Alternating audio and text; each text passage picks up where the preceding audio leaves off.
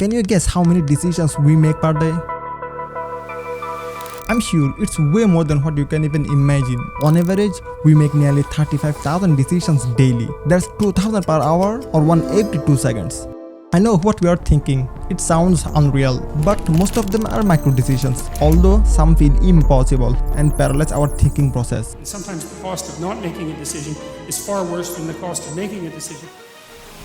We are often stuck in an illusion right here. Most of us believe that if we just think harder, make a pros and cons list, the right choice will somehow come to us. We assume decisions are just about logic, but the truth is our brain isn't always logical. Psychology shows we are often pushed around by the emotions and invisible mental shortcuts. Even when we think we are being logical, there is the exact reason why dilemma feels so overwhelming. It's not just the choices, it's how our mind reacts to them. It's how our brain works. Brain is the most complex organ in the human body. Your nervous system is this continuous loop of communication between the brain, spinal cord, and body, spinal cord, and brain. Even when you're at rest and thinking of nothing, your brain is highly active. In this video, we'll break down the 4 key segments to understand this better. The psychology behind the dilemma, why dilemmas are so difficult, the different types of dilemmas we face in everyday life, and how can we start making our choices a little clearer. One of the biggest reasons dilemma feels so difficult is our fear of regret. We are not just choosing between options, we are worrying about what we might lose. The thought of making the wrong choice haunts us, making it harder to decide. This fear triggers overthinking. Our minds replay different scenarios, imagining worst-case outcome. What if I take this job and regret it? What if I leave this relationship and realize I made a mistake? Instead of focusing on what we want, we obsess over what we might lose, even if that loss is uncertain. Psychologists call this loss aversion. Studies show that we feel pain of losing something twice as strongly as we feel joy of gaining something new. That's why we hesitate in dilemmas. We're afraid that whatever we don't choose might have been in the better option. The irony? The longer we hesitate, the longer stress and anxiety we feel. The brain hates uncertainty. And when we delay making a decision, the fear of regret only grows stronger. This is why some people struggle with decisions for weeks, months, or even years. Not because they don't know what they want, but because they're afraid of feeling regret. Stop crying. The brain is the most complex organ in the human body.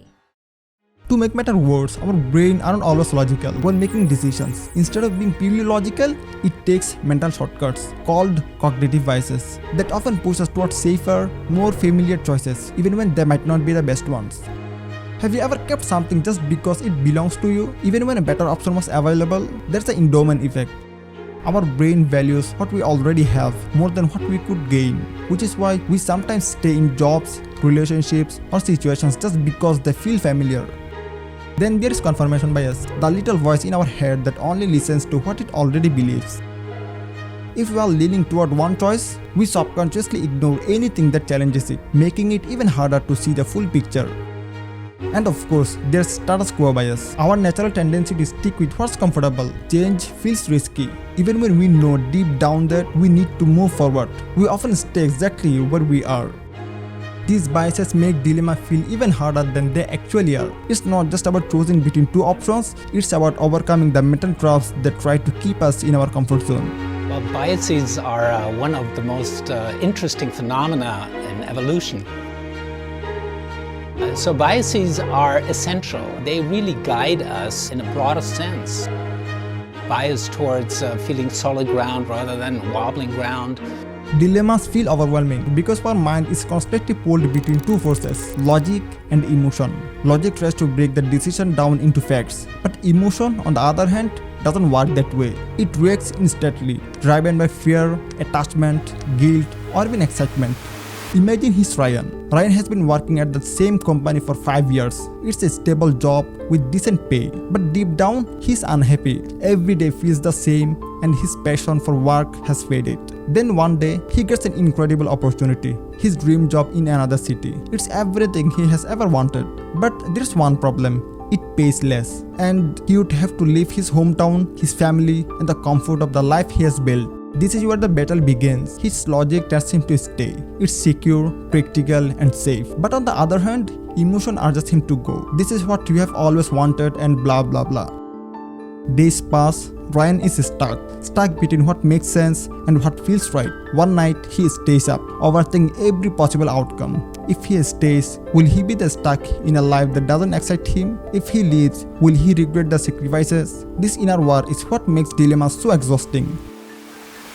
Logic tries to minimize risk, while emotion pulls us toward meaning and fulfillment. But the truth is, neither side is completely wrong. That's why decisions like these feel paralyzing, because no matter what, there's really a perfect solution. In the end, Ryan realizes something important. There's no perfect choices. Every option comes with gains and losses. And sometimes, we have to trust that we are making the best decision with what we know.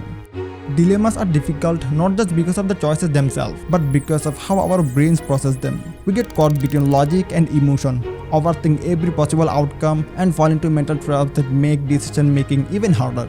Sometimes the cost of not making a decision is far worse than the cost of making a decision. The interesting thing is really not to try to do away with these biases, but to recognize them. Even the regrets, the bad things or the stupid things, all those things are beneficial in some way if you can get through them. Now that we understand psychology behind dilemma, they are not just about difficult decisions. They are about what's happening inside our minds when we face those decisions.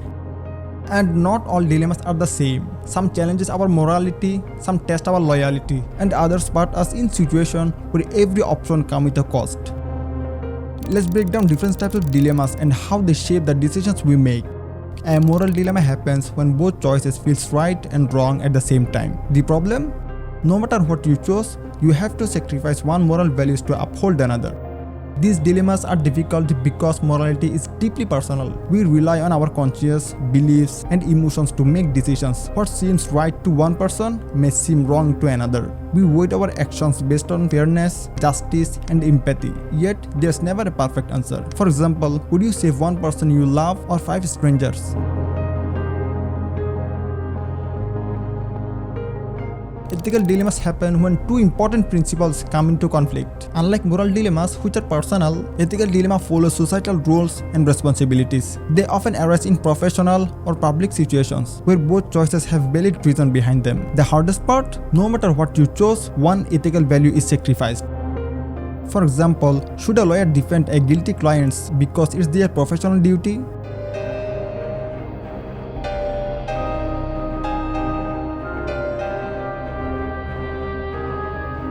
A practical dilemma is not about morality or ethics. It's about making a choice between two difficult yet realistic options. These dilemmas don't test our values, they test our priorities. The challenge here is that both options come with advantages and disadvantages. And there's really a perfect solution. Instead, we must decide what matters more in the long run. For example, would you choose a high-paying but a stressful job or a low-paying but fulfilling one?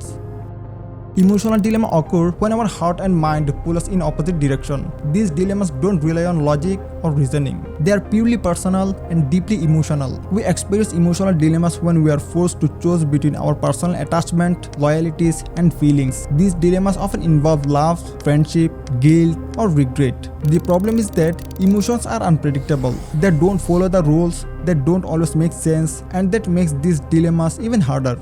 Frank, Christ! Me! Don't make me laugh! Pathetic, self-deluded little boy! For example, would you tell the truth even if it meant betraying someone you care about? Existential dilemma is the deepest and most personal kind of dilemma. It's about who we are and what we stand for. These dilemmas don't just ask us to make a decision, they force us to confront our identity, purpose, and beliefs. They often appear during big life changes.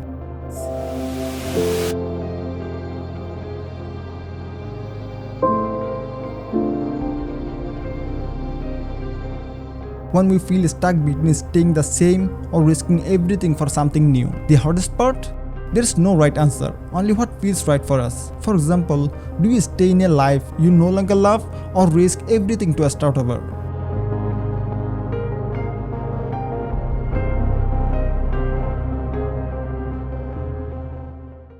Dilemmas are difficult because they force us to make tough decisions, often between two equally important and equally undesirable options. Whether it's personal, professional, or moral dilemma, the pressure to choose can feel overwhelming. We have all been there, staring at a crossroad, unsure of which path to take, and it's not just about making a choice. It's about dealing with the emotions, consequences, and ethical conflicts that come with it.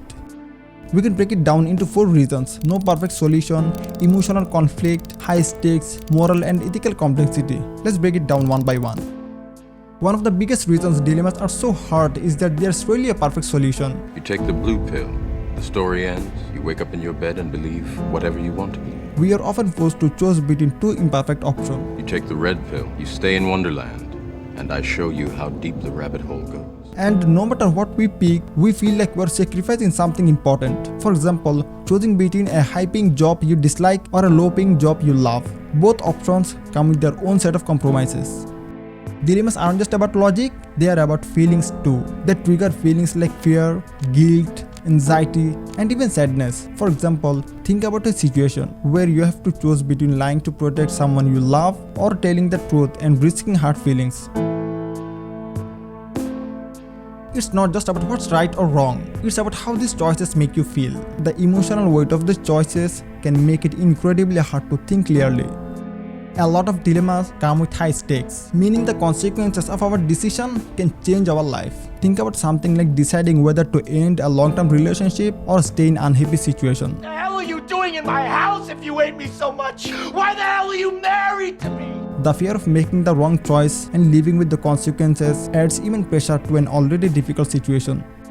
Finally, the dilemmas often make us choose between what feels right and what seems right. For example, finding a wallet full of cash. Do you keep it because you need the money or return it because it's the honest thing to do? These kinds of ethical dilemmas don't just test our decision-making skills, they challenge our deepest beliefs and make choosing even harder. Whether it's personal, professional, or moral dilemmas, we've all been there, staring at a crossroad, unsure of which path to take, and that's okay. Dilemmas are meant to be hard because they force us to reflect on what.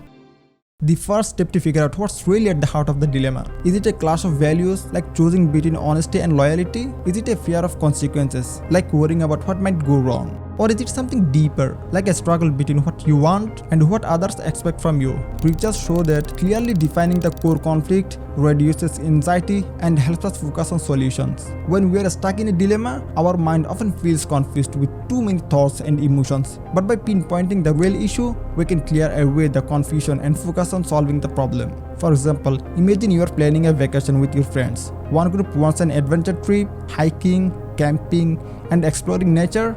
The other group prefers a relaxing beach holiday, good food, and chilling with the ocean. Instead of feeling stuck, ask yourself, what's really important here? Is it about making everyone happy, staying on budget, or just enjoying your time off? Once you figure out the main issue, like balancing what everyone wants or doing what you enjoy, you can make a clearer decision.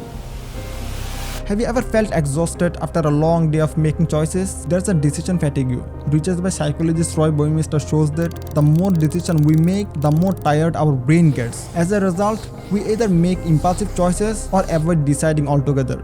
This can be a big problem when dealing with important decisions because by the end of the day, we might go with easiest option rather than the best one. That's why some successful people simplify their daily choices. Steve Jobs wore the same outfits every day and Barack Obama had a limited wardrobe. Not because they don't care, but because they wanted to save their mental energy for bigger decisions. And we are calling it iPhone. The key takeaway? If you are facing an important choice, try to make it when your mind is fresh, not after a long day of decision making. When we are faced with tough choices, our brain uses 2 different thinking styles to help us decide. System 1 thinking. This is our quick automatic reaction, like when we instantly recognize a friend's face. System 2 thinking. This is our careful, deliberate thought, like when we are solving a math problem. Psychologist Daniel Kahneman explains that while our quick thinking is useful for everyday decisions, our slower, more deliberate thinking is better for complex problems. By pausing and engaging this thoughtful side, we can make more balanced and informed choices.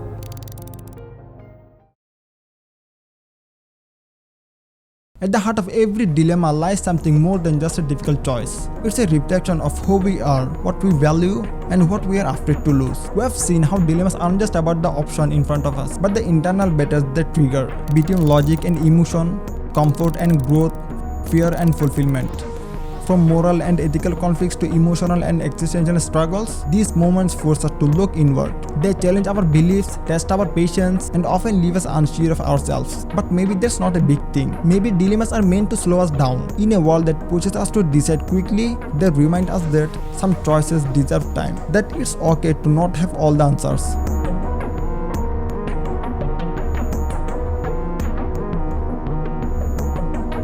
That confusion isn't a sign of weakness, it's a sign that we are confronting something meaningful. So when we are stuck, paralyzed between two paths, maybe the goal isn't to escape the discomfort, but to understand it, to listen to what the hesitation is trying to say, to ask what truly matters in the long run, and to realize that no decision will ever be flawless, but every decision can shape us, teach us, and grow us. Failing and fucking up and making mistakes, it's very important. That's how you learn. In the end, it's not always about choosing the perfect path. It's about choosing the one we are willing to walk with courage, with clarity, and with a deeper understanding of our own minds, because that's how we grow, not by avoiding dilemmas, but by learning to navigate them.